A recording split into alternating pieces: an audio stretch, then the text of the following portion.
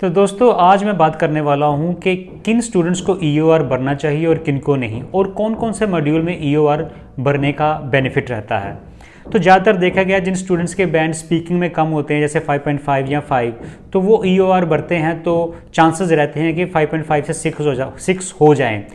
पर इसमें एक बात देखने वाली है कि अगर आपकी लिसनिंग और रीडिंग और राइटिंग में 6 हैं या 6+ हैं और स्पीकिंग में 5.5 या 5 हैं तो आप ईओआर में जा सकते हैं।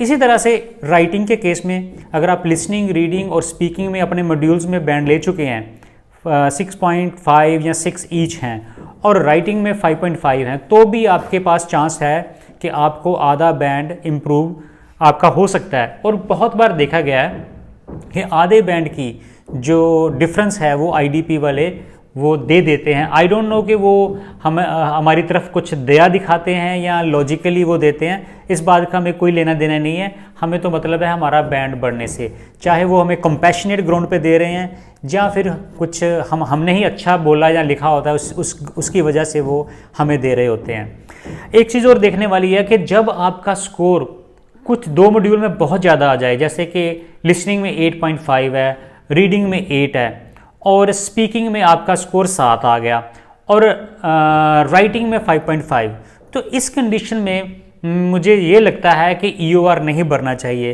क्योंकि अगर आपका स्कोर 8.5 और 7 है तो आपका जो सारे पेपर हैं वो 2-3 बार चेक हो चुके होते हैं ऑलरेडी, वो कर देते हैं चेक, क्योंकि वो उनको लगता है कि ये स्कोर में बैलेंस नहीं है। कि ऐसा क्यों भाई कि एक बंदे के 5.5 एक मॉड्यूल में आ गया और तीनों में अच्छा स्कोर आ रहा है, तो they verify it, cross check it. और अगर इस लेवल वाला स्टूडेंट जब वो ईओआर भरता है तो उसके पैसे वेस्ट होते हैं। तो I advise you that in such situations EOR should not be field.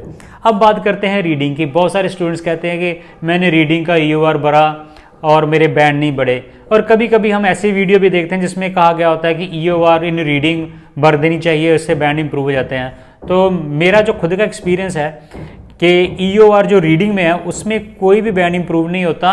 कारण ये है कि वो एक तो पहले 2-3 बार चेक हो चुका होता है और दूसरा वो मैनुअली चेक होता है। ऐसा नहीं है कि वो कंप्यूटर चेक करता है, पर मैनुअली चेक होता है, तो वो चेक करना बड़ा आसान होता है। The chances of making mistakes in reading checking of reading module are very less, ये बहुत ही कम चांस होता है। तो मैंने भी अपने इंस्टीट्यूट में 2-3 स्टूडेंट्स का भरवा के देखा था, पर रीडिंग में कभी भी स्कोर इम्प्रूव नहीं हुआ। और मैंने अपने आसपास के एरियाज़ में जहाँ बहुत जो भी मुझे स्टूडेंट्स मिलते हैं, तो I never found that they got improvement in reading scores. So reading में कोई बेनिफिट नहीं है, लिसनिंग में कोई बेनिफिट नहीं है। Whenever you go for improvement then you should opt for speaking and writing, और दोनों को इकट्ठे भर दीजिए, क्योंकि फ़ीस तो एक ही लगनी है। एक फ़ीस में आप 2 मॉड्यूल की रीवैल्यूएशन करवा सकते हैं। तो फिर अगर आपका ऑलरेडी स्कोर स्पीकिंग में मान लो 7 आ चुका है और राइटिंग में आपका 5.5 पर, और आप सोच रहे हैं कि अगर मैं दोनों भर दूंगा तो कहीं मेरा स्पीकिंग का स्कोर कम ना हो जाए, तो फ्रेंड्स स्कोर कम कभी नहीं होते, हमेशा स्कोर जहाँ तो सेम रहेंगे जहाँ बढ़ेंगे। अगर स्कोर सेम रहता है तो आपके पैसे वापस नहीं आएंगे, अगर स्कोर चेंज होता है तो आपके पैसे वापस आ जाते हैं। अब देखिए, अगर आपका स्पीकिंग का स्कोर 7 है और आपके मन में ये लगता है कि 7 का कहीं 6.5 ना कर दें या 6.5 ना कर दें, तो उनको क्या पड़ी है 7 का 6.5 करने की, क्योंकि अगर 6.5 करेंगे तो आपके पैसे वापस देने पड़ेंगे, तो वो कम तो करेंगे नहीं कभी। हाँ, बढ़ाने के चांसेस हैं और उसमें पॉजिटिविटी है। अगर आपके बढ़ जाते हैं तो दैट्स ग्रेट, और आपके पैसे भी वापस आ जाते हैं। Thank you.